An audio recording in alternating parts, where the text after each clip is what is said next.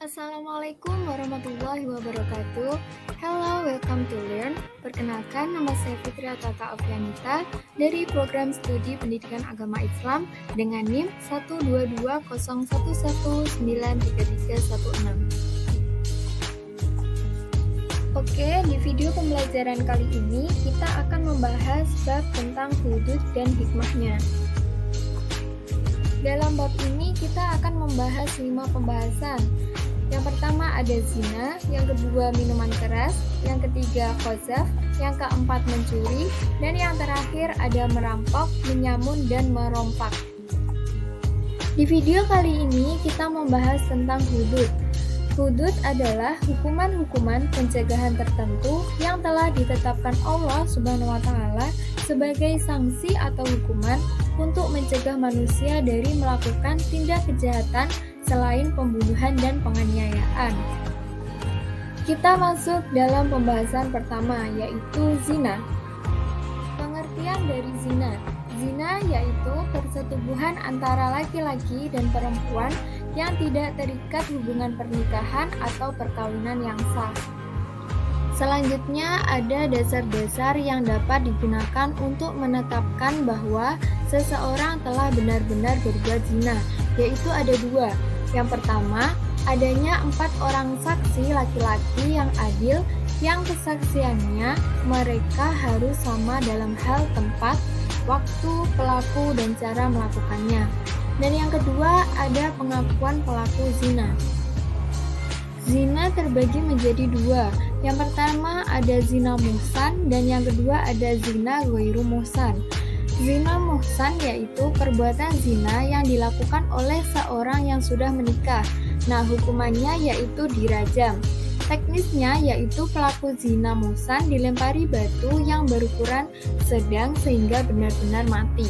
Sedangkan zina ghairu muhsan yaitu zina yang dilakukan oleh seseorang yang belum pernah menikah. Nah, para ahli fikih sepakat pada had atau hukuman bagi pezina ghairu muhsan baik laki-laki ataupun perempuan adalah cambukan sebanyak 100 kali. Hikmah diharamkannya zina ada 4. Yang pertama, memelihara dan menjaga keturunan dengan baik. Yang kedua, menjaga harga diri dan kehormatan manusia. Yang ketiga, menjaga ketertiban dan keteraturan rumah tangga. Dan yang terakhir, memunculkan rasa kasih sayang terhadap anak yang dilahirkan dari pernikahan yang sah. Selanjutnya ada pembahasan yang kedua, yaitu qadzaf. Apa sih arti qadzaf? Nah, qadzaf secara bahasa artinya adalah melempar dengan menggunakan batu atau yang sejenisnya. Apa sih arti qadzaf? Qadzaf adalah menuduh seseorang pelaku praktik zina dan menuduh yang tidak dapat membuktikan tuduhan serta menghadirkan saksi qadzaf, merupakan salah satu dosa besar yang diharamkan oleh syariat Islam. Had atau hukuman bagi pelaku qadzaf adalah cambuk selama 80 kali bagi yang merdeka dan 40 kali bagi seorang budak.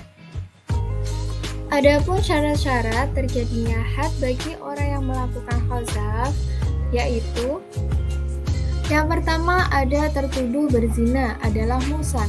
Pengertian muhsan dalam qadzaf berbeda dengan muhsan dalam masalah zina. Dalam qadzaf, muhsan adalah orang baik yang benar-benar tidak berzina. Adapun muhsan dalam pembahasan zina adalah seorang yang sudah pernah menikah. Yang kedua ada penuduh balik dan berakal. Yang kedua dan yang terakhir yaitu tuduhan berzina benar-benar sesuai aturan syara, di mana saksi dalam kasus qadzaf adalah 2 orang laki-laki adil yang menyatakan bahwa penuduh telah menuduh orang baik-baik berbuat zina atau pengakuan dari penuduh sendiri bahwa dirinya telah menuduh orang baik-baik berbuat zina. Seorang yang menuduh orang baik-baik berzina bisa terlepas dari had qadzaf jika salah satu dari 3 hal. Yang pertama, penuduh dapat menghadirkan 4 orang saksi laki-laki adil bahwa tertuduh benar-benar telah berzina. Dan yang kedua ada li'an atau sumpah seorang suami atas nama Allah SWT sebanyak 4 kali. Jika suami menuduh istri berzina, sedang dirinya tak mampu menghadirkan 4 saksi adil. Yang ketiga, ada tertuduh memaafkan.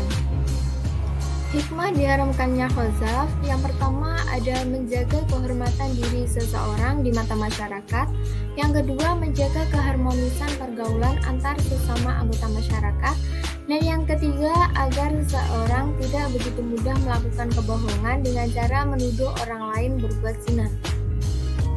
Selanjutnya ada pembahasan yang ketiga, yaitu meminum minuman keras. Pengertian dari khamar. Khamar adalah segala jenis minuman atau selainnya yang memabukkan dan menghilangkan fungsi akal.